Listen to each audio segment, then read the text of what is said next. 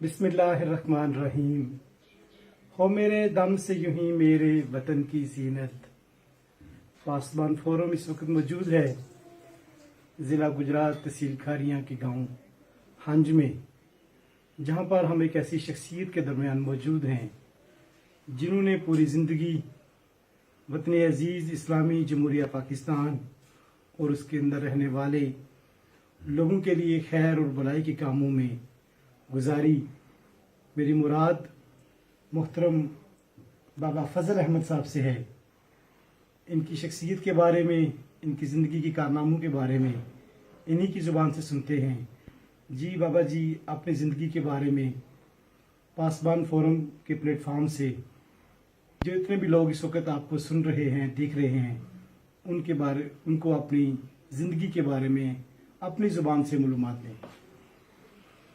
मैं अपनी जिंदगी जो कोई कारनामा किया है, जो मैनू अल्लाह ने ताकत दी है, वो सारी दी सारी ताकत सन 65 की जंग फॉरवर्ड और 31 की जंग खेलों का रिकॉर्ड, बेतरार की रिकॉर्ड और सारी की सारी जिंदगी मैं बुढ़ापे दे विच उभरा कर गया। सच बोलने की सीजत सारी की सारी जिंदगी अपने पाकिस्तान, प्यारे पाकिस्तान की जिंदगी इन्हों की खिदमत गुजारी है, वाम की खिदमत गुजारी है, बेलौस गुजारी है और जेब च पैसे खर्च करके बुढ़ापे के सड़कों गड्डियों से टह के वाम की खिदमत की है।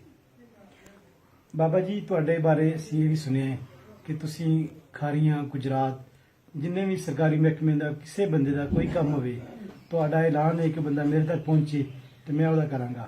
ਔਰ ਮੈਂ ਵੀ ਇਸ ਗੱਲ ਦੇ ਲੋਕ ਇਸ ਗੱਲ ਦੀ ਗਵਾਹੀ ਦਿੰਦੇ ਨੇ ਕਿ ਤੁਸੀਂ ਇਹ ਸਾਰਾ ਕੰਮ ਸਾਈਕਲ ਤੇ ਕਰਦੇ ਰਹੇ ਹੋ। ਇਸ ਦੇ ਬਾਰੇ ਤੁਸੀਂ ਕੁਝ ਸਾਨੂੰ ਦੱਸੋ।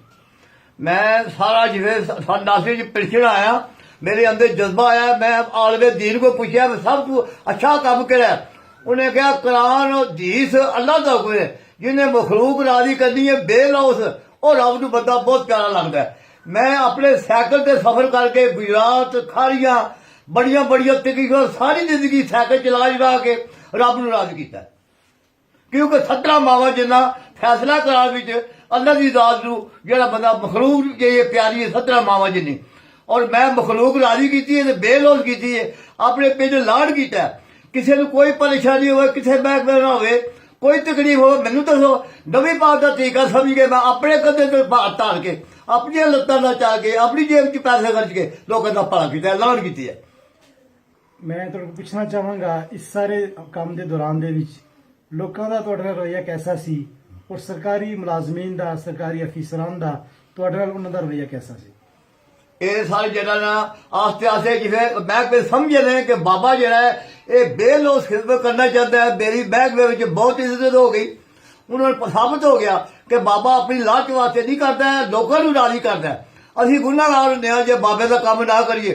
हूँ भी मौजूदा 5-7 बंदे मेरे को वापस से आए ने, जेडे बैठे जरा बिजली का स्टार फार्मर लाने लगे ने, हूँ भी है 3 यकदम ऐदा गर्मियों में 3 स्टार फार्मर मैं मंजूर कराए ने। 7 दफा कुछ ना लग्या और खालियां धक्के खाते ने। किसी बंदे नूं मैं ना दसिया, सिर्फ मैनू अल्लाह तक जिवें घरों निकलदा दरवाजे खलो के मैं कहा या अल्लाह तू ही ताकत देनी है, तेरी वाम दा खिदमत कर रहा, मेरी मदद तू ही करनी है। मैं पौड़ियां ते बुढ़ापे की वजह तू नहीं चढ़ सकता, कई दफा डिग्गा ते फिर ये आख्या भी अल्लाह ताकदा है मेरे हालात नूं, मैनू अल्लाह इहदा जवाब देगा। आखिरी गल मैं कहांगा कि तुहाडा इस वक्त जितने लोग तुहानू सुन रहे ने, देख रहे ने, उन्हां वास्ते तुहाडा कोई पैगाम की मतलब? जेडे बंदे तुहानू सुन रहे ने, देख रहे ने, ये मेरा मकाम आखिरी बात मेरी ये, जिन्ना चिर मेरिया लत्तां च ताकत है, मेरे को वो जो हो सकिया मैं पूरी फेवर करन दा। मैं अपने शौक ना कहना कि मैं आखिरी वाली भी रब नूं राजी करना। मैं कोई बंदा मेरे को आ जाए, पैसे नहीं लैन लगा, तकलीफ चलना दा, ओदा काम करने वास्ते मैं तैयार हां। जज़ाकल्लाह, माशाल्लाह। इस वक्त हम ऊपर भी आपको दिखा रहे हैं बाबा जी की खिदमत के इतराफ में वतन अजीज़ इस्लामी जमहूरिया पाकिस्तान की हर सतह के ज़िम्मेदारान ने इनको जिन अवार्ड से नवाजा है।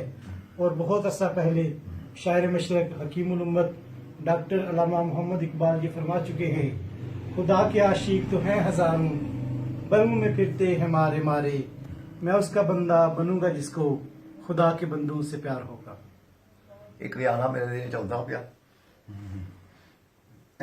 एक बयान मेरे जेहन च आउंदा है, जेहड़ा उमरा करके बुढ़ापे सच बोल रहा ਜੋ ਕੋਈ ਮੈਂ ਕਹਿ ਲਿਆ ਕਿ ਸਾਡੇ ਕੋਲ ਹਾਫਿਜ਼ ਨੂਰ ਮੁਹੰਮਦ ਸਾਹਿਬ ਹੋਏ ਨੇ ਬਹੁਤ ਵੱਡੀ ਗੱਦੀ ਦੀਨੀ, ਉਹਨਾਂ ਕੋਲ ਮੈਂ ਗਿਆ, ਮੈਨੂੰ ਉਹ ਦੱਸੋ ਕੰਮ ਕਿ ਜਿਹੜੀ ਮੇਰੀ ਆਖਰ ਠੀਕ ਹੋ ਜੇ।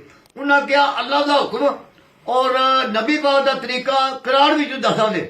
ਇੱਕ ਜਿੱਦੂ ਦਿਲੇ ਪਤਾ ਕਰ ਲਓ 17 ਮਾਵਾਂ ਜਿੱਦਾਂ ਅੱਲਾਹ ਨੂੰ ਮਖਲੂਕ ਨਾਲ ਪਿਆਰ, ਇਹ ਅਗਰ ਕੰਮ ਪੂਰਾ ਕਰ ਜਾਏ ਤੇ 10 ਦੁਨੀਆ ਤੇ 70 ਆਖਰ ਦਾ ਉਹ ਮੈਂ ਆਵਾਮ ਦੇ ਸਾਹਮਣੇ ਪੂਰਾ ਕਰਕੇ ਦੱਸ ਰਿਹਾ ਕਿ ਮੈਂ ਸਾਰੀ ਜ਼ਿੰਦਗੀ ਟੁਰ ਕੇ ਸਾਈਕਲਾਂ ਤੇ ਧੱਕੇ खा के आवाम की खिदमत की थी। इन्हीं के खिदमात के तरफ इनकी कुछ तस्वीरें भी हमारे पास मौजूद हैं जो जनरल रहीश शरीफ साहब अच्छा, और बाकी जिम्मेदारान के साथ भी इनकी तस्वीरें ये हैं। वाली नहीं क्यों दी? हम कोशिश करेंगे कि वो भी आपको दिखा दें। अच्छा सर, फोटो ये है दिखाइए। रहीश शरीफ साहब, ये वाली। जज़ाकल्लाह।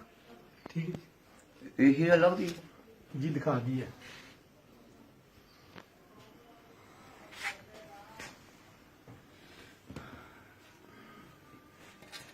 दिया हाँ जी।